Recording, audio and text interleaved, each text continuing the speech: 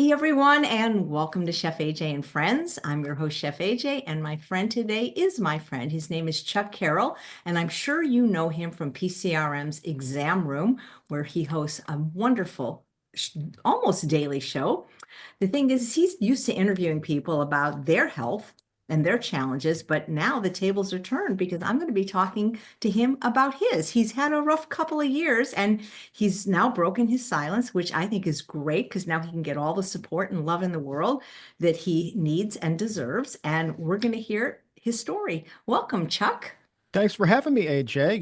You are a huge inspiration of mine, and really a big driving factor into why it was time to break the silence. And so before we get going, I just want you to know that you are an incredible friend to me and a personal inspiration whom I admire the heck out of. Oh my God. Well, thank you. You probably have heard this saying, we're only as sick as our secrets. Have you ever heard that? I've not, but I like it. It makes a lot of sense. And I don't know about you, but do you feel a little bit lighter now that this veil has been lifted and you don't have to go through this alone? Yes, yes. Because obviously people noticed some changes in my appearance, and there was a lot of speculation that was starting, and so it was really nice to be able to put the rumors to bed and like, no, guys, this is actually what's happening here. Yeah, good. I'm so glad. Yes, I do notice a change in your appearance. You usually wear a very fancy outfit, but today you're wearing just a t-shirt. Hey, well, this is a fancy t-shirt, okay? I mean, it's kind of meshy. It's what I wore when I did the live show I'm with just Will Bolsowitz down in Miami. It's a fancy t-shirt Um, nonetheless, and I, it's I'm pretty pink. Come I'm just on. kidding, but you very often I'm just joking with you because you very often have like suits and ties and all that kind Yeah. of stuff. So Nah. anyway, Nah. I know what you're talking about because I hate it when people say, did he gain weight? And it's Mm. like, well, why are you asking me, first of all? And anyway, and people, I loved your podcast with Maxime because when you talked about like what some of the viewers write, people are just, I don't know if they're stupid or just mean with some of the comments that they make. I don't know. I think a lot of times people forget that because they're watching somebody on a screen, that there's actually a real human being who created that content for them. And so there's a disconnect there. And so, yeah, it's easy to be a keyboard warrior and put something down that you would never say to a person um, to their face. But, the one specific comment that really set me off, I actually wound up having what I thought was a pretty nice-ish dialogue with the person. Um, and I just let them know, I was like, no, like, you silly goose, I'm not going back to Taco Bell. I'm not eating an unhealthy diet. I'm still eating a plant-based diet. Your assumptions are all wrong, but you're positing your assumptions as facts, and that's really dangerous, especially like when I'm representing not just myself but like the physicians committee, and it's just like you're throwing really dangerous dangerous like theories out there, and that's like why I felt it really important on that day when I was going to record with Maxime to go ahead and put everything out there. I knew I was going to do it, but I mean that really lit the fire under me. It's funny how a lot of times people making these comments, they don't have their picture and their name is like you say, like trucker 152, and it's very easy to criticize people when you won't even show your face or your name, isn't it? Yeah, it's super, super, super easy. But in the end, the reason why I call it a nice exchange with this person is they were so apologetic, and they just, when I just wrote them back curtly, to be honest with you, they just wanted to help. And I greatly appreciated that. And I think it's time that we just like pump the brakes and realize that assumptions are just assumptions. And like as we heard as a child, you know what happens when you make an assumption, like when you assume, You right? You make remember it, that? You make you an make an ass out of ass you out and of me. you and me. Or like the Yeah. old saying, when you point a finger at somebody, three are pointing back at you. Yeah. Exactly. Exactly. So So let's start at the beginning. You started having some, should we say, health challenges or something was off. Something was off. yeah, way back in 2023, the springtime of that, like just enormously painful bloating, the likes of which I had never experienced in my life. Bloating that wouldn't go away. And I remember digging out my old abdominal binder that they had given me when I had a hernia operation and like really just cinching that as tight as I possibly could around my body, trying to get some relief. And this was going on for weeks and months. And I just like foam rolling my stomach and leaning over the back of chairs. And it was just so painful. And anytime I ate anything, that would happen, or even had water. And so that's kind of when I really started to dial back on the calories, hoping things would turn around. But flash forward a few months, they only got worse and worse and worse and worse. And geez, Louise, I mean, you know how that story goes. Like, yeah.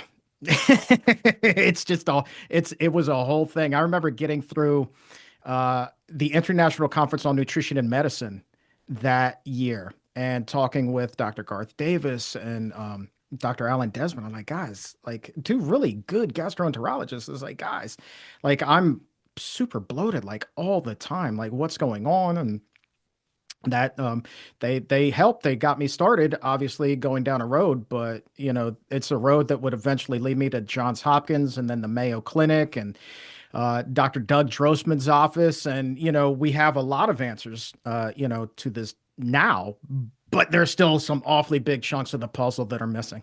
Yeah. Well, bloating is no joke. I mean, a Mhm. lot of times people just get dismissed. Okay, IBS, it's kind of like because I've had that, and I actually have that now for a symptom of pancreatitis, and it's not only unsightly, you look like you're pregnant, but it can be quite painful. Yeah. Yeah. I mean, I feel bloated now. It's like if I were to stand up, it feels like or it would look like I've got a, you know, like a little keg under my shirt. Like it's insane. How does bloating work when you've had gastric bypass? Because you've had your stomach, I mean, like, do you bloat in the exact same place where you were tied off, or is it just your whole stomach that's swollen? It's kind of the whole abdominal area. I'll show you what the heck we'll do a show and tell. I'll show you So mine. Yeah, so it's like, look at that, right? It looks like I got a pony keg happening right here. And so it's like all the way down. It's horrible. Like my pants don't fit, my shirts are tighter. It's just so uncomfortable. I'll show you mine if you want, because I'm bloated too today. Yeah, man. It I gets, got you. it's a tummy, what's it called? Bloat off. Mine's not as bad in the morning. It gets A bloat worse. off. A bloat off. You win though, Chuck. You win. Hardly, hardly. Yeah, it's kind of, yeah, from as you saw, it's like the, you know, where the stomach is all the way down. It's just one big pony keg. And it's incredibly frustrating, you know. So been bloated for a long time and then go to see the gastroenterologist, wind up getting endoscopies, a colonoscopy, like everything's coming back negative, negative. You're looking good, not really sure what's going on. It's probably just GERD. Here's some PPIs. And so that was the start of the medicine. And the funny thing is, like, that's the route that, you know, gastroenterologists know how to take, which is great. But the thing is, it's like, what happens when that medicine doesn't work? And so, even though this gastroenterologist had advanced in their name of the practice, he was not very well equipped to deal with an advanced case of any sort of gastrointestinal issue. And I remember begging and begging and begging to get in to see this guy. Like, there's got to be another test. We have to figure this out.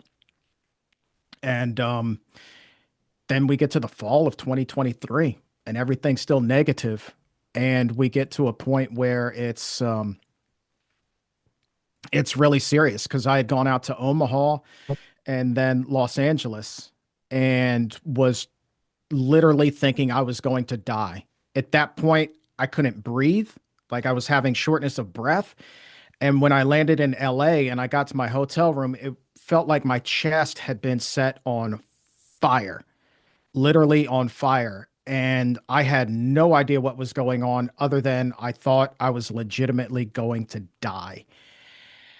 And so I remember like I was out in LA to interview Dr. Christy Funk for the exam room, but it turns out she was under the weather anyway. The whole family had been sick and it wasn't going to happen. But even as sick as she was, she still put me in touch with some really incredible doctors out there who were able to give me some scans pretty quickly and take a look and see if they could find anything that was going on with me.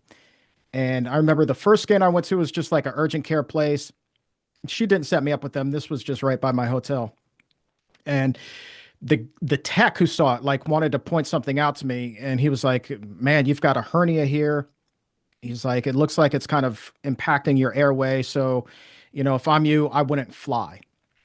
Well, crap, how am I going to get home? I start looking at train tickets, renting a car, like that's really freaking me out.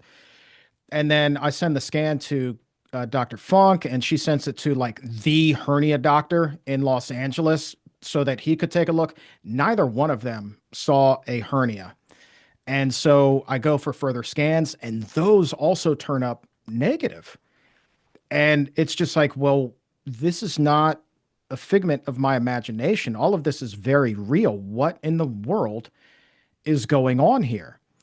And I'm freaking out and I'm crying and I'm panicked because when this is happening and you can't breathe, I don't care who you are. You can be the toughest individual on the face of the earth. When you can't do something as fundamental to life as take a breath normally, that's going to freak you out and your anxiety is going to go through the roof. So I made up my mind to gamble and fly home. And I remember like texting my boss here at the physicians committee. I was like, look, this is what's going on. And thank you so much for this incredible opportunity, just in case. And I'm texting my wife, and Julie's being like super loving and like, you're going to be okay. Just get home and we'll figure everything out. Get home, no problem on the flight. I didn't eat or drink anything other than a couple of sips of water that day. Get to the gastroenterologist again. All the tests are still negative. And he's like, I don't know what else to do. And so at this point, I reach out to my friend, Dr. Will Bolsowitz, and I clue him on what's going on. And he's kind of like, well, you should try this test. You should try that test. And so one of the only tests that my gastroenterologist here still knew to do that we had not done yet was what was called a Bravo capsule. Uh, Endoscopy, where they literally affix this little capsule to your esophagus and they do another endoscopy and they take a look around. Is there an ulcers or something? But the capsule stays in the esophagus for like 5 days and monitors your pH level. And this thing hurt like a son of a gun. Every time I swallowed, it was like if you've ever been like I don't know, punched and you've got a really bad bruise and then like you bump that part of your body against something else. It's just like an immediate pain that you feel. Well, this was like that every time I would swallow anything. And so I didn't realize it at the time, but my nerves were hypersensitive in there, which made it increasingly painful. But I got the all clear to go to Houston for work because the one thing that was going well for me, and I know I'm being long-winded, so feel free to shut me up at any point. Um, the one thing that was helping me feel better was still trying to focus on my work. I had an event in Houston with Dr. Baxter Montgomery, great doctor down in the Houston area. I remember going down there, and as soon as I got back, I will never forget the morning when all hell broke loose, part two. 2 days after I returned, and I assume by this point the capsule had gone through the system because you just pass it normally once it drops off. I'm sitting there eating my oatmeal and fruit for breakfast as I typically do, and it was like all of the sudden out of nowhere I was drunk, and it was like, what in the actual heck is going on here? And I like took a pause, like tried to shake it off, like playing football, you get ringed in the helmet, you see stars and you shake it off, right? Something's not right, but eventually you kind of snap too. This did not happen here. And it stayed with me and continued to stay with me. And my gastroenterologist had no idea what to make of this. And we're thinking SIBO, and that test is coming back negative. Like, what in the world is going on? He's out of options. And so that's when things got escalated. And yeah, wound up, long story short, having my gallbladder taken out. They thought that that would be the cure. Oh my God. So, Wasn't and that? was that, did that turn out to be an unnecessary procedure for you? Sure did, but it's I don't resent it because of all the negative tests that I had had. That was the only one that had an abnormal result. And, I remember waking up after the procedure, and the surgeon who took it out of me, very kind guy. He's like, look, man, there's maybe a 65, 70% chance that this will, cure your brain fog and your GI issues. But that's all we had. And talking to the GIs whom I have as friends, they were like, this is what you have. We're pretty confident. We had other people saying that they were more confident than the 65 to 70% range. We had some people saying like 90%. And, the one friend was like, if you were my patient, I'd be taking you to the hospital right now because this is what we have. And you've been suffering for so long. That was not the problem. My But the gosh. recovery they called it a bread and butter surgery. Like it's so, oh, I'm going to get my gallbladder out. I'll be home at 3 o'clock this afternoon. And it wasn't, huh? Not for me. Did Wound they up staying in the hospital and begging to stay because I felt worse and did worse and they do worse. it? I know there's different ways to do it. There's a like what's it called when it's like a little hole and they just Laparoscopic. yeah, did you have it that way or the I old? did. I did, luckily. Yeah. So they didn't open me up here. So I've got like five little scars on my stomach now from where they went in addition to the big one from the gastric bypass. So it looks like I've been in one hell of a knife fight. Um, but I just remember laying in the bed, and as soon as I ate like a sip of vegetable broth, it was like this intense brain fog, uh, I mean, literally, it was like, again, my body was on fire. I don't know how to describe it. Inability to breathe, burning sensation all over. Like I was freaking out so bad, they thought that I was going to code.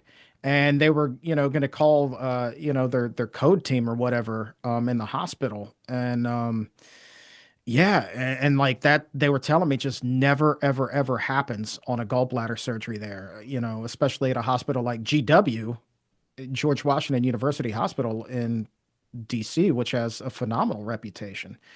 So that should have been another sign that we were kind of barking up the wrong tree. But it would take another number of months before we would finally start to get some answers. How are you managing your life and working all through this time when you're in severe pain and brain fog and keeping it mostly to yourself? How are you managing to function? It was so hard. I just, I never even felt normal when, I would be doing my shows, but at least that gave me an escape because it gave me something else to focus on for that hour. And so, one of the hardest nights of my life was actually a couple of months before the gallbladder was taken out, and I was just beginning to experience the brain fog symptoms and doing this big show with the entire Esselstyn family at the National Press Club and like showing up that night. And I didn't eat or drink anything that day because I didn't, want my symptoms to be any worse than they had to be. But still, just feeling like I had had an entire case of beer or downed a bottle of whiskey, and the world was just kind of spinning. And I was present, but I wasn't present. But I was able to push through because I feel like that's what professionals do. So I lost myself in it because it was just the escape. And the funny thing is I thought everybody in the room could tell that I was off that night, but thank God, like nobody was able to tell, other than my weight was beginning to drop at that point. Yeah, now that this is really interesting because we have a question, and you said it was okay to ask from a viewer that sent it in advance about. I'll read it because there's a lot more to the story that she doesn't realize, and her name is Julia, and she said, uh, I've seen a couple of interviews that Chuck Carroll has done regarding his weight gain, but I haven't understood why it happened. I understand that he has been under some enormous stress in life with added pressure from his work schedule and that he has had some difficult physical problems that may be related to his weight loss surgery. My question is this: was the weight gain caused by a decreased metabolism due to having consumed minimal calories after the surgery? Good for you, Chuck, that you're opening up about whatever occurred because it might help others who are going going through the same thing. I'm simply a bit confused about what his current medical condition is and how it is related to the weight gain. From what I've heard, it isn't about the food itself. I'm so sorry what you're going through, both physically and emotionally. You're getting so much information to sort out regarding your treatment, so it must be very confusing. I'll keep you in my thoughts and prayers. See, like that's a nice That's question. very nice. That's, Absolutely. yeah. Yeah. So yeah, I mean, she was right. She said metabolism. So yes, that is a 100% huge part of this, because as we continue to go through the story, after the gallbladder, like I couldn't eat anything, and I was down to like maybe 200 calories a day on a good day. We're talking about a tablespoon or two of peanut butter for the entire day, and nothing else. And so I got all the way down to, and I can show you some pictures here. I Um, think you should because I think people like they I don't know what people think, but those pictures are really startling. yeah, here we go. So I'll make this full screen. Y- this is me at 117 pounds, and you can start to see, if you look on the abdomen, you can see like little tape where they went in those incision ports for the gallbladder surgery. But look at this. I mean, like my face that day, and this was just February of last year, where I was just emaciated. And you look at the side profile, like I'm literally nothing but skin and bones. I've got no muscle to me whatsoever. You can see my collarbones as clear as day. Like my wife was like, "You look like you're thinner than a Victoria's Secret model at that point." I couldn't argue with that. I mean, look at that. You can count every one of my ribs. It's like you could go down them like it's a slalom. It's just insane. And those are size small sweatpants that are literally falling off of me at that point. And it's scary to Yeah. see my face as thin as it was There's there. like a little squiggle. Like, is that the gastric? You see what I mean? Like what's the little squiggle that I'm seeing? Oh yeah, so that was those were a couple of incision points from the gallbladder removal surgery. I don't know why the skin settled that way. Okay. But I went in there with a ton of extra skin anyway, and that's just kind of the way that the skin folded. Like just bizarre. I remember asking him about that, and he was like, "Yeah, in time it'll go away." Which it did, not because, it went away the way that I thought that it would, but because, when my metabolism got so out of whack from eating so little, now that I'm back to eating 2,000 calories a day, and it is a really healthy plant-based diet, by the way. I'm not back at the drive-through. I'm not at Taco Bell, for goodness sakes, people, don't freak out. Um, it's just my body is holding on to literally everything that I put in there because it's probably thinking at some point I'm still going to go back into starvation mode. So let me, kind of be preemptive about that. And I remember thinking, like, when I started to lose weight and I got to my thinnest, I was like, man, when I get better, I don't ever want to be 140 pounds again. And I was like, I got to get up at least to 155 to give myself a cushion. Problem is, I've overshot that, but it's not through, any fault of my own. It's just the way that the body is reacting now. So that's the long and short of it is like when you only eat 200 calories for months and months and months and months, Yeah. that's what's up. Did you have to change your diet at all after having the gallbladder out? Um, Not really, because I wasn't eating much to begin with. And even those couple of tablespoons of peanut butter that I would have were not well tolerated at all. And so the funny thing is that, I, initially I felt like I was tolerating food a little bit better in terms of just the fat.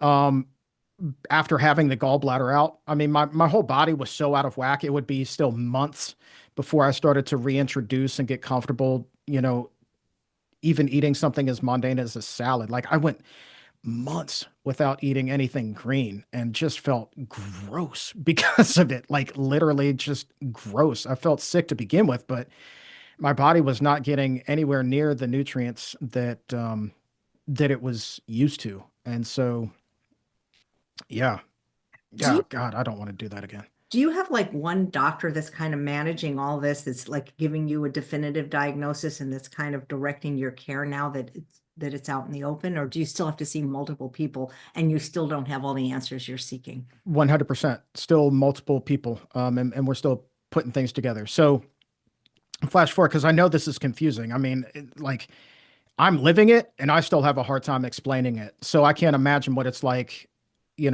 listening or watching this and being like, what the heck are they talking about? Like, this is just batty. It's literally just like being drunk or stoned all day, some days worse than others. Um, and still having severe bloating and GI symptoms and heartburn. And, it's a lot better than it was, but it's still there. So long story short, eventually find my way to the Mayo Clinic. Thank you, Dr. Brian Carlson, for getting me in there and cutting through a lot of that red tape. And Dr. Iris Wang, who is a phenomenal physician, there is the gastroenterologist who's been helping me, and did not know it at the time, but it kind of foreshadowed that when a lot of the tests that they were doing at Mayo, man, they started coming back negative and normal as well. I was like, oh, Nikes, what in the world is good? Like, nobody's ever going to be able to crack this code. Well, she was talking about it was in a she put it in terms that I wasn't familiar with yet. Um, but she was talking about my feedback loop was not working properly, which is essentially, son, you're stuck in fight or flight mode. Um, and so what they wound up diagnosing me with eventually, um, was they confirmed a diagnosis that I had gotten about fibromyalgia leading into this.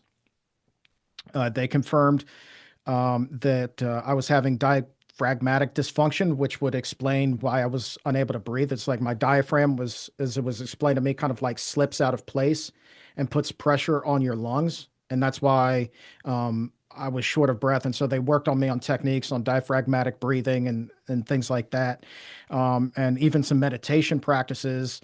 And then, just a little bit of self-care in terms of, therapy, massage and chiropractor and things like that, just trying to get the body back into alignment after being so broken for so long. Um, and they also diagnosed me with chronic fatigue syndrome, which would explain why I would be able to sleep a ton and just feel like I had not gotten a wink at all. And that's something, I still kind of struggle with. So I had that in my pocket as I head to North Carolina to see Dr. Doug Drossman, who Will Bulsiewicz set me up with. And this guy was a total game changer for me. I did not realize flying down to Raleigh that day that this was really going to chart the course for where I would be moving forward. Um, and that was the first time that I heard the terminology disorder of gut brain interaction. And him actually, instead of like asking what kind of gut health symptoms I was having, he was just asking me about what was going on in my life. Like, are you going through any trauma? Did you have any trauma as a child? Like, what? Let me know, not Chuck Carroll, but Charles Carroll. I want to know like the true human being here. And we wound up having like this beautiful 2 hour therapy session. And at the end, he explains, he's like, look, we have a mountain of scans that show that you are an otherwise healthy human being. Here's what we think is going on with you. And he pulls out this picture of a brain and he's circling. He's like, this is the part of your brain that controls the fight or flight or the rest and relax. He's like, your brain right now got so burned out by stress and trauma that it is constantly stuck in fight or flight mode. He's like, literally, the rest and relax cells, that area is kind of like burned out right now. He's like, it's not like you can tap into that. He's like, this is why when you wake up in the morning, you feel so unrefreshed because even though you're sleeping, your brain is still treating your body like it is, running away from a tiger. And then he begins to explain when this happens, the blood is diverted away from the digestive system and everything kind of slows down. And that's why you were experiencing a lot of these gastrointestinal symptoms. And he's like making sense of everything. And he gives me a couple of prescriptions and I'm like, dude, this cannot possibly be another antacid. And he's like, no, no, no, no, no, no, no, no. What we're doing here is literally calming down the nerves. We're going to calm down your nerves and see how you relax. I was like, let's do it. And so that got me to the 70% healing area where I am right now. So I would say like right now I'm like 70% of the way back, which is like so good compared to where I was. I obviously want to get all the way there because still having like these brain fog episodes and a lot of the gastrointestinal symptoms, like sometimes they're still really bad and they're so deflating morally and like just sap your energy and all the good juju that you've been working up. Because I'm sure HA, you have days where you feel pretty good and you're like, yeah, I've got this, like it's gonna be really good. And then you wake up the next morning and it's just like pff, the light's gone out in your eyes.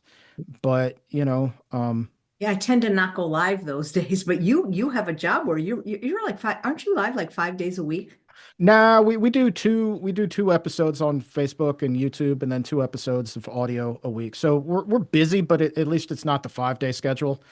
That's not to say there aren't meetings and things where you still have to be present for, but yeah, it's still pretty aggressive, and obviously lots of research and things go into the show too. So um, Well, since it took a long time to get any type of a diagnosis, I can imagine if people were trying to tell you what to do, it must have been harder because they didn't even know what you had.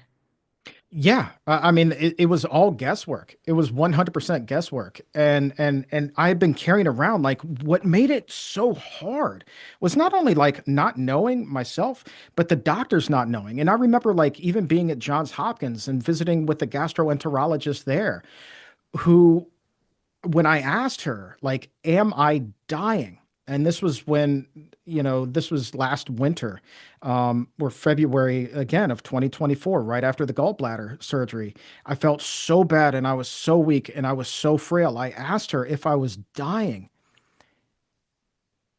and she said, I don't know.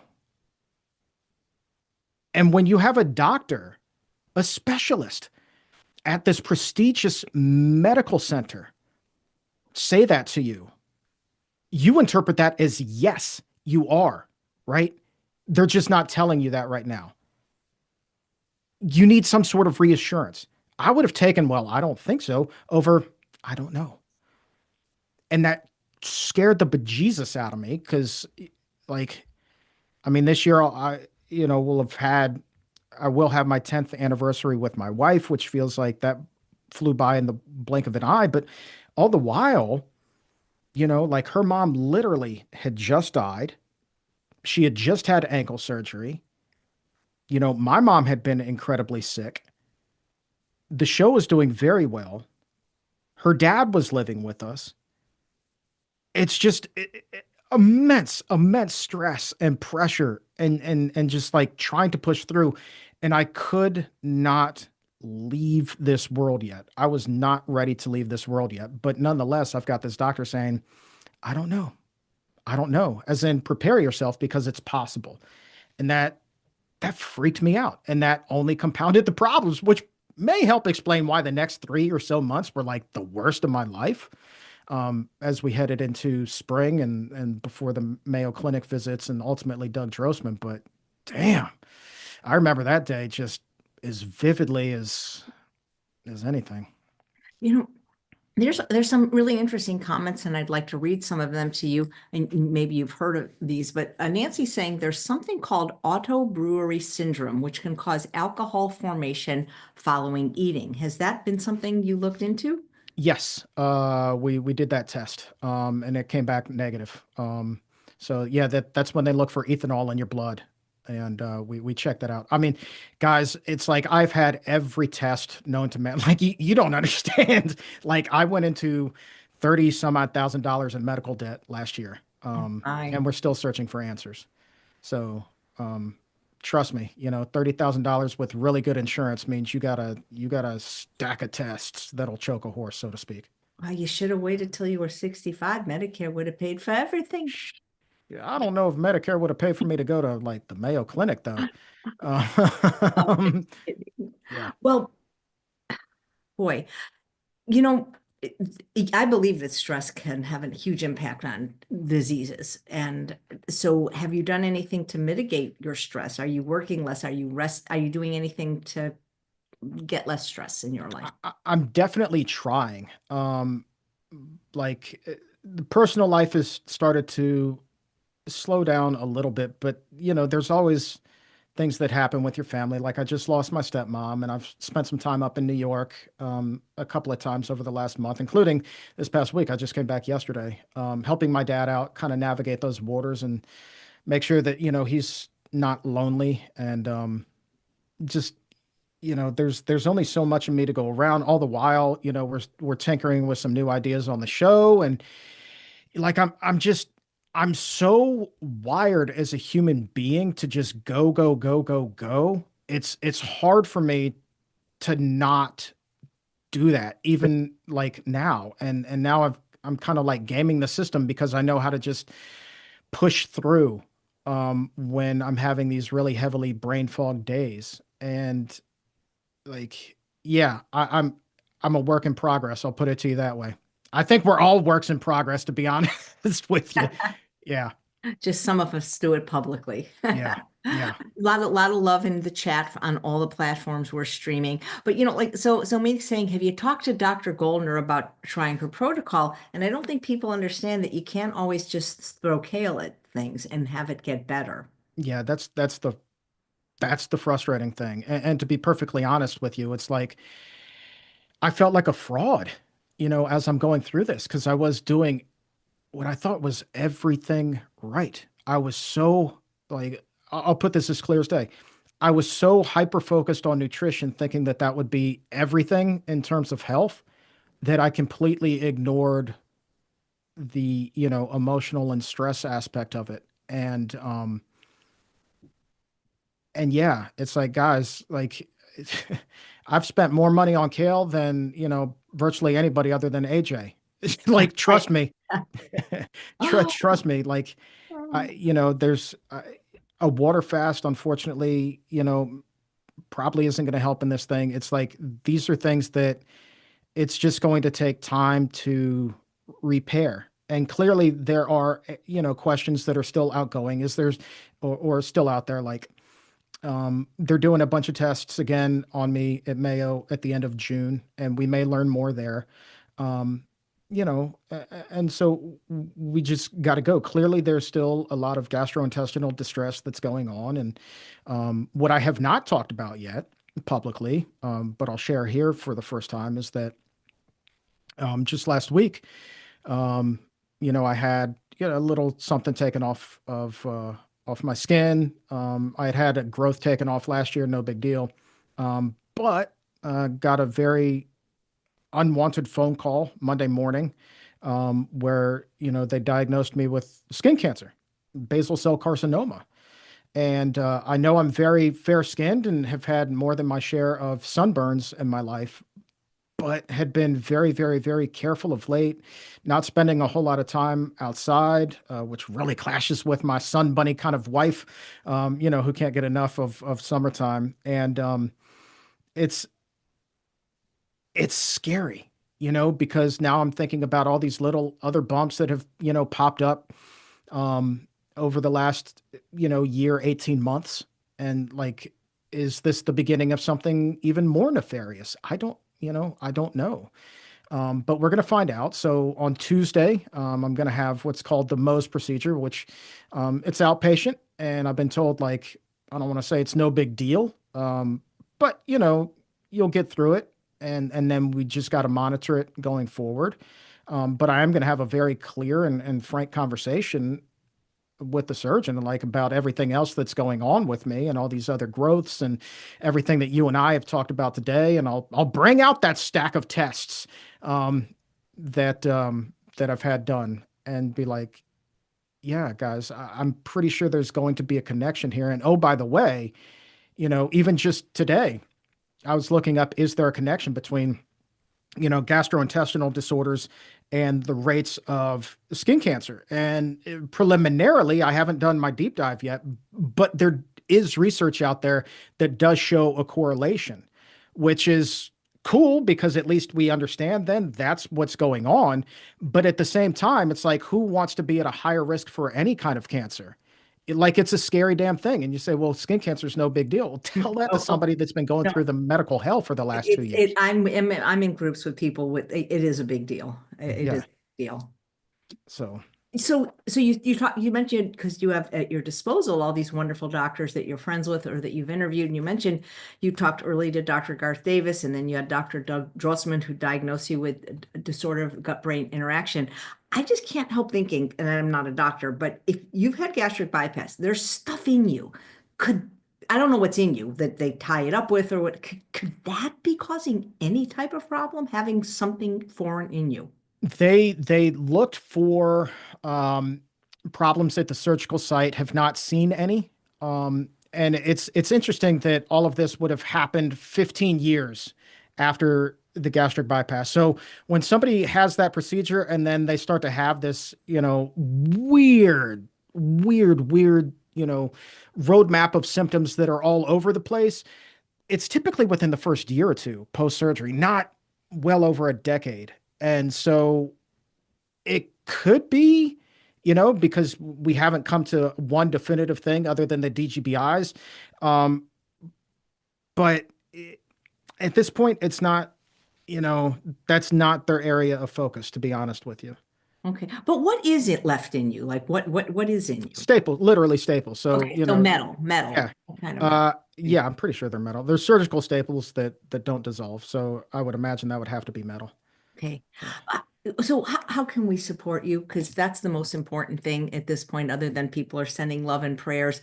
What would you like from your fans? And Man, guys, like honestly, the support has been overwhelming. Like I love you guys, like more than you know. I have read your messages, um, and the DMs and the letters, and like I just keep the good wishes coming. Like you guys have no idea when somebody says like you are my reason for getting up in the morning, like it's true. It is for me. Like I love getting up and doing this show and inspiring you guys and bringing forth education to you guys. Like so, just keep the well wishes coming. And if my face gets a little bit more puffy, then just know it's not McDonald's, guys. I assure you that there are no McFlurries in my future. It's just what I'm going through, and we'll get everything squared away eventually.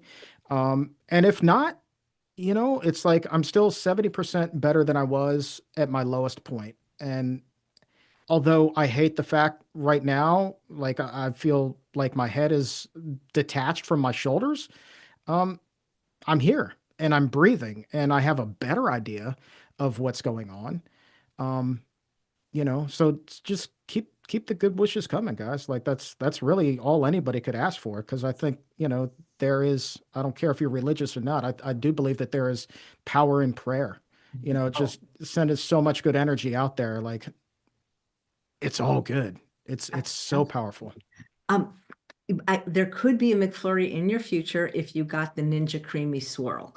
Just so you know, completely compliant. We're talking like healthy Yeah. McFlurry here. Yeah, Okay. I have this new machine and it's called the Ninja Creamy Squirrel. I could, if we can get in the same city at the same time, make you a healthy like vanilla or chocolate McFlurry, just out of sweet potato and dates, that kind of stuff.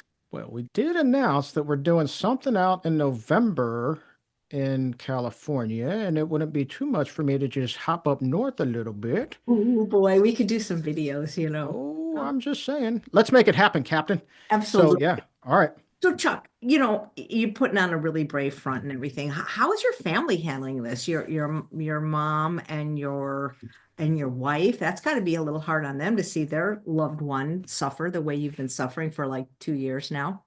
Yeah, mom, she's worried. Mama always wants her little boy to be okay. But you know, I always tell her to like focus on you because she's got her own challenges with autoimmune disorders, and she just had a knee replacement, and so her plate is full, and so I don't want her to worry about me. And Julie, you know, my wife, it's certainly hard for her, but um, you know, she is my rock, man. She is my why, and she is a kidder, and like it's just she brings a lot of levity to the situation, and yeah, she's just she's so good. She's so good. Just I wish everybody could be so lucky, you know? Well, I think laughing is sometimes the best medicine. And that's why when I got my cancer diagnosis, the first call I made was to the comedy teacher. I was like, oh, I have to laugh because if you don't laugh, you'll cry. And it's just, no matter how bad I'm feeling from the treatment, I show up at my improv class because it's like the best pain medicine.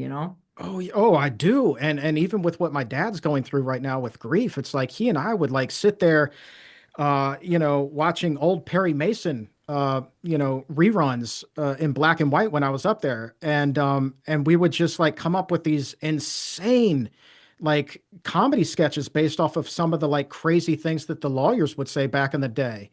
I won't say them here because they're not exactly PC. They'd be like, "Oh, I didn't know Chuck works blue." Off camera, I do. Yeah, and it was just there was such great laughter and for a few moments just joy, unbridled joy to be alive. And I love those moments because like they just remind you of everything that is right still in this world and with you, and that is certainly just another reason to keep on going. It is great medicine. Great medicine. Absolutely. I like what you said about 70% better because I'm a lot better on day 51 of pancreatitis, but my pain's not gone. But I got to think of that mindset. I'm probably 90% better, but Yeah. I just want to be better. So Like, yeah, like on the form when you're filling it out, like applying to go to Mayo, one of the questions that they ask are, what are your expectations for, you know, seeing our physicians? And I just remember writing, I don't expect to be cured, but I expect to feel better and normal is the goal. Just I want to feel normal again. And don't expect like, yeah, just don't expect to get back to where you were because I'm not sure that when you go through something as severe as what you're going through right now or what I'm going through, our lives are forever changed. So whatever the future is, there's going to be a new normal. Normal as we once knew it is gone. And we can look back on that and we can celebrate those times. And our new normal in the future can absolutely be fantastic, but it's not going to be the same as it once was. absolutely. So Monique is following up that she was the one that said, well, have you considered Dr. Brooke Goldner's protocol? And I had mentioned, well, you can't just throw kale at this. And she says, well, I'm talking about her whole protocol with the emotional work that Brooke Goldner does. I Mm. don't know if you're familiar with Dr. Matt Letterman, but he's a big proponent of doing like all kinds of healing for everything because he does believe that stress is a big factor in just about every disease we get. Yeah, so I've been working with a really nice a guy who there's a lot of stress work when you get diagnosed with a DGBI and deep dives into what's causing the stress. You know, how quickly can you make a correlation between when you feel stressed out and your symptoms coming on? And really interesting, almost like hypnotherapy type work. And so this gentleman is Dr. Ali Navidi. He's based in Burke, Virginia, and just incredible human being. He's part of the Rome Foundation, which is an organization that Doug Drossman helped spearhead, and they really do focus a lot on that. And so, yes, and I'm a huge believer in it because a lot of times when I hit that pause and I go and just lay down and just kind of like zen out, I can feel better pretty quickly, which again points to like a lot of this is going to be stress related. It's just your brain is just wreaking havoc on your system, and it's not easy to deal with this, especially when my default mode now is fight or flight. You know, I wish it would be like, oh, no stress today. Like, ooh, like it's just not that easy. It's like it's an intense, like 42 years of, excuse my language, bullshit that's been built up in life that everybody suppresses and buries and doesn't really talk about because we live in an Instagram world where people really only post the best and brightest moments of their entire, you know, their day, their week, their vacation. Well, you got 7 days on vacation and a lot of incredible videos, but you're talking about snapshots like a fraction of 1 second in a moment of time. What about the rest of your day? Yeah, we should change that and both post our bloated bellies on Instagram today. That'd be cool. All right. Yeah. Name Yeah, my kid. Well, I, I haven't given my child a name yet, but I'm open to it. yeah, I You mean, know, I've got a picture that will just maybe I'll do that. If you do it, I'll do it. So cheers. Mama Bear says, "I'm so sorry to hear what you're going through in this difficult time. I pray you get better soon. I have found acupuncture helps when Western medicine doesn't, and that's something that I added to my weekly regime. I mean, it doesn't necessarily cure everything, but it really does calm the nervous system, and it's just very, I find Zen to have." Yeah. So, Yeah. I've done acupuncture many sessions. And I wish insurance would continue to cover it, but they said enough is enough. So that's that. And I did get relief there. And I remember speaking with the psychiatrist. They were like, think about it. It's just such a chill place. They put on, you know, like nature sounds while you're laying in the chair. You can zen out. You can forget about the troubles of the world. You relax. He's like, I would venture to say you got as much out of just being able to relax as you did the needles themselves. I was like, well, the needles kind of put you in that relaxing mode. He's like, yes. But imagine now being able to do that without some needles. I was like, well, that would be nice. Cause like every once in a while, she would break out this big needle that was as long as a pen. And she would like put that right through my diaphragm on the days when I was really having trouble breathing. And man, ooh, that was sore going in. Let me tell you what. And then eventually it would settle down. So yeah, yeah, I know yeah, what you mean. I wish insurance was more open to alternative things because that, but I still feel like it's worth it because it is so relaxing. Have you ever heard of Reiki? Because that's the other thing I do to. yes, yes. Yeah, there are a lot of people in our space that are very much a fan of Reiki. And I think that kind of goes back to, you know, whether you want to call it prayer or just good vibes or good energy, man. Like the energy can be a very powerful thing if only go into your own mindset. Like it's a very powerful thing. So I do not dismiss Reiki at all. Yeah, I love that. So somebody keeps posting, and I'm sorry, I haven't asked it because I don't understand what this is. If you had a transfection, I don't know what that means. I have not Yeah. had a Tran transfection. something any transfections received in 2021. I don't know what a transfection is. Oh, I'm wondering if that's an allusion or to maybe like a vaccine or something like that. Yeah. And that's just kind of a coded term, Huh. Sorry. transfection, like a transfusion and infection rolled into one. Oh, I got it. Like a smush, like a word. I get it. Yeah. Yeah. Like Brangelina. Yeah. Exactly. And that's just my hypothesis. Yeah. They've looked at that as well. So it could be this could be long COVID, who knows? Like and that is pure speculation. So please do not go out there and say, well, Chuck got long COVID and look at how bad he's messed up. Like, no, I was never officially diagnosed with COVID, but some people who got it were asymptomatic, so can't officially rule that out. Right. So I want to, Jacqueline says, no need for embarrassment, Chuck. The whole food plant-based diet doesn't work 100%. And what I've been dying to ask you is because you're, an influencer, you're very well known in the whole food plant-based space. Did that make it harder for you to come out, if you will? Because for me, I kept it for 2 years inside because I was afraid I was going to ruin veganism for people. Like, oh, see, Yeah. it doesn't work. She did vegan for 47 years and got cancer. Yeah. Yes, there is an enormous burden that comes with that. And I feel bad because like I've been sick for 2 years and you've been sick we could have been suffering together this whole No, damn time. I'm And only on different coasts. I could have, I could definitely. I mean, what I'm good at though is cheering people up. People only know me from this, but I'm actually hilarious, Chuck. I am so funny. I know. I mean, like Miss, real yeah, life. Like, I Miss mean, I Comedy. I can't be know. that way on the show most of the time, but yeah. Oh, I want to get you in my improv Yeah, class. let's go, man. Let's have some fun. Yeah. But yeah, man, I mean, like, of course, like I'm the weight loss champion who works at the physicians committee. Like, of course, I felt like a complete failure. And what I've learned is like, no, like I'm not a failure. And nobody who's ever written me and said, well, I've done all these things, and well, what if I just add another teaspoon of chlorella? Will that, cure my symptoms? It's like, if you're looking at a teaspoon of chlorella, like curing everything that's been wrong with you for years and years and years, like I don't think that's going to be it. And my heart breaks for you. It's like sometimes you can do everything right and still. And unfortunately, in cases like ours, we're the and still. And I do know for a fact that there are a lot of other people out there like us that, have done everything right and still, are having issues. Well, And so it goes to, guys, it's not always 100% of the time going to be the food. There, like I said, there's going to be other aspects of your life that you can look at. For me, it's stress.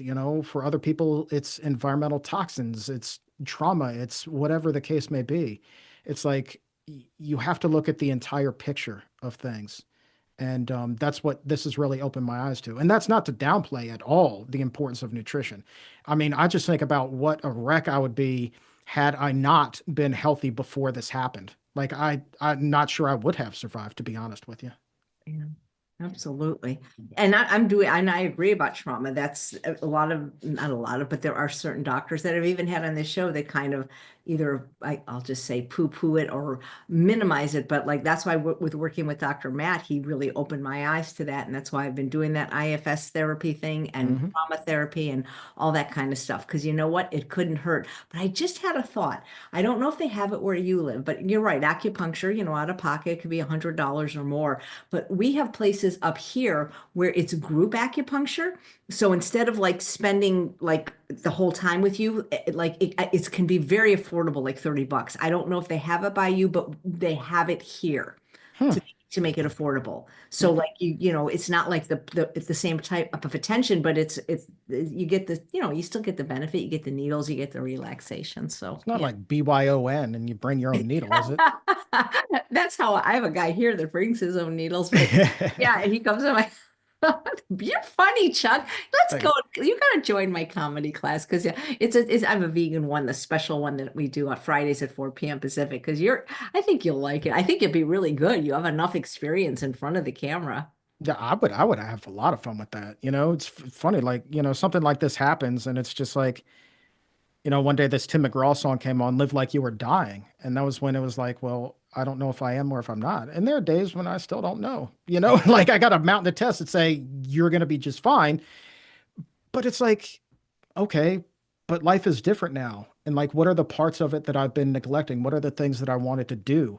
Like theater and acting are two of those things. So, yeah, I mean, like, let's make some people laugh. Let's have some fun for sure. I'm down. Gene's saying group acupuncture. We stick each other with needles. Well, That's I mean, honestly, that ran through my mind too. I was like, yeah. No, I mean, it's just like that is actually quite hilarious, but it just means that, like I think they're all in the same room, so maybe it's not the same degree, but it's like it just makes it I'll look into it, but that is so funny. So yeah. Vi's asking a great question. Where can we mail a card to Chuck? Oh, just send it to PCRM's headquarters, 5100 Wisconsin Avenue, Northwest, Washington, D.C. And hold on, I'll get you the zip code here. PCRM zip code. Yeah. I so rarely go to the office anymore. Like, Wow. Yeah, it's called community acupuncture. I stand corrected, and they say that's how it's done in China. And Jennifer sending so much love to both of us. Thank you. Yeah, Jennifer. and she says we do the best we can. There's no guarantees in anything. And even veganism done perfectly is 100% fatal. So I mean, everybody dies. You know? Absolutely. Yeah. Absolutely. Zip code 20016. And I promise you this, I will return the card in spade. I think that anybody who's super classy to take time to drop a card in the mail these days, like they get just an extra, little extra little bit of love. Because I mean, that's keeping it classy. Like I'm a big believer in that. So Yeah. thank you. Yeah. Well, I mean, I'm really sorry about all this, and especially now the bombshell, the skin cancer diagnosis. Like it Thanks. really, when it rains, it pours, huh? Kind of feels that way. It's been an interesting couple of years, and then a lot of stressful things before then too. So it's been a decade. I mean, there's been a lot of good in that I focus on, but there's been some really tough times, and they just seem to keep coming. But everything happens for a reason. And if I have to be, that reason for somebody else to become inspired and to learn that they can keep going, well, then let me be the poster boy for chronic illness. Let me be the poster boy for chronic illness in the health space, like as much sense as that possibly makes. Well, Um, we need that. Whoever the guy is that dubbed you the weight loss champion, let him figure out what your new moniker is going to be. Yeah. yeah, that was Adam Carricker. He's a former NFL guy. I'll get back in his ear. Yeah, Be like, yeah, just hey, just say now I need a new name, another name, and this is what I'm standing for, you know. yep, yep, In saying, Chuck, I admire you so much. Yeah. So thank you. yeah, I think it's a good thing. I mean, well, again, I don't want to speak for you, but I mean, I hope it's been a good thing for you making the decision to share your your journey with people and at this Yeah, stage and at yeah, maybe future stages and come back and check on you and for see sure. how you're doing. And do you talk about, I mean, because this, like, I talk about my cancer on my show if the episode's about it, but like I don't have a guest. Like for instance, I'm doing a show with a product and I don't talk about it then. So have you been talking about it like on your show, or are you just doing the show and then at other times you talk about it? We've only talked about it once on the show, and that was an episode that I did with Will. Because the exam room, it's not really about me. Right. It's about the information to get out there, and I never want anybody to think like, "Woe is Chuck," and I certainly don't want anybody to think like I'm making it about me. And it's never the show's not designed to be about me, and I don't want a pity party. Like, let's just have a good time, raise our health IQs, as I like to say, and onward and upward. And so, maybe I'll talk about it more on social media, but I don't want to be, Yeah. I don't What's want, I don't want to be accused of just like crying for, crying for clicks. Like that's not who I I am. love it. Crying for quick. You just gave me a great idea. No, I'm just There kidding. you I do go. sometimes cry when I'm talking about it, but so come back on this show periodically and give updates. Here's a nice comment. Monique says, Chuck, you're such a beautiful soul. I pray for the best possible outcome from you. I've learned so much from your videos. God bless you. And God bless you. Thank you. Thank you so much. Oh, here's Means, a good name, Chuck, the Hope Coach. That's ooh, pretty good. I'm not mad at that. That's I'm pretty not mad good. at Yeah, that. that's actually pretty good. Yeah, we got a smart audience. So yeah. Yeah. Yeah. What makes you like do you have pets? I have a dog. His Yeah. name is Rudy. He's a beagle. Because I find that like, in my worst moments, one of the most comforting things for me, because I don't really take drugs even when they're offered like pain medicine or whatever. I just, holding Bailey close to me, like that's like immediate comfort for me. Yeah, yeah. And golly, he's so intuitive too. It's like he can just tell when mommy or daddy's having a bad day. Like, and I know he picks up on when I'm having a bad day because that, like, make no mistake about it. Like, Rudy is a mama's boy and loves to be attached to her at the hip. But like when I'm having a bad day, he senses it and just like he gets really clingy with me and just wants me to know like everything's okay. And so I love that boy, and he was really happy when I came home last night. So he grabbed his little stuffed hippo that we gave him, and my wife named him Fiona, I think, after the hippo that's in Cincinnati. And anyway, just the cutest thing. I love that boy. I'm dehydrating sweet potatoes for him as we speak. Oh yeah. You can buy them I don't know if you have Costco, you can get them at Costco. Oh yeah, yeah, yeah, yeah, yeah. I see it. And but 30 some odd $1,000 in medical expenses. I'm looking to cut those costs. It's like I could get a bag of them for 18 or two sweet potatoes for like $2 and dehydrate them myself, no problem. He loves them just the same. Have you ever thought of maybe starting a GoFundMe? People love you and I'd contribute. I appreciate that. I don't know. That one I'm gonna have to like swallow a lot of pride to do, to be honest with you. Not that there's anything wrong, with those things. It's just like, you know, I don't want to be again crying for clicks or anything like that. I still got a roof over my head, plenty of healthy food in the fridge. All of our bills are paid, utility wise, so we're okay. Don't worry about us. Don't worry about us. Okay. Well, we are worried a little bit. Not too much because Ah, that's not good either. So people are saying thank you for sharing, sending love and prayers for a full recovery. I think that very nice, very, very nice comments. Randy says, I know you'll recover entirely for this, or Chuck. thank you. Having you both every single day, know that thousands, all of us are lifting you up in support. You will come out the other side. All of this. Love you so much, AJ and Chuck. We have a nice audience, We don't do. You are the nicest people. they The are we should, really yeah. They really Yeah. are. And oh my God, you have so many people. So yeah, everybody's sending hearts. And I bet you now that they know where to send the cards, you'll be getting a lot of cards. I was actually going to make a fun post today on Instagram because it's like I've got a lot of cards and they're Yeah. so cute. And I love the ones like when kids make me one and they draw it, they draw, Oh, they're the cutest things in the whole world. Well, yeah. you know my number, so you can text me anytime. I don't know what we could call it. We could be chronic illness buddies. We should look in all seriousness. Yeah, like let's do that and like stop Yeah. the BS. Like I want to hear from you when you're having a Yeah. bad day. You Yeah. know, Oh my gosh. I never do that though. It's like I know, my Chuck hears hears from me from the bad I day. know, and So that's how it is for Julie too. But she and I were talking last night. She's like, it's like when you were up there with your dad, you were with him at Costco, and then you went to the Social Security office. It's like somebody died, you got a lot of paperwork to do. Anyway, it's like you always sounded like you were okay, but then as soon as you got through the door, it was just like you were flat out. And I was like, yeah, because I don't have to pretend. I don't have to put on airs here. And then I got to think, I was like, that's got to be so exhausting for her. And she probably feels like I'm just like putting the burden exclusively on her, which, she's my wife and she understands, but it's like, what if we're able to spread that out a little bit? So like it's not such a heavy lift for Charles or for Julie, like we can talk to each other. yeah, We can absolutely absolutely. talk to each other. Absolutely. And I mean, like I know for like cancer, they have support groups and I feel like that they might for just in general chronic illness for caregivers or spouses or, to help people like do that. If there are, I mean, I would love to see them.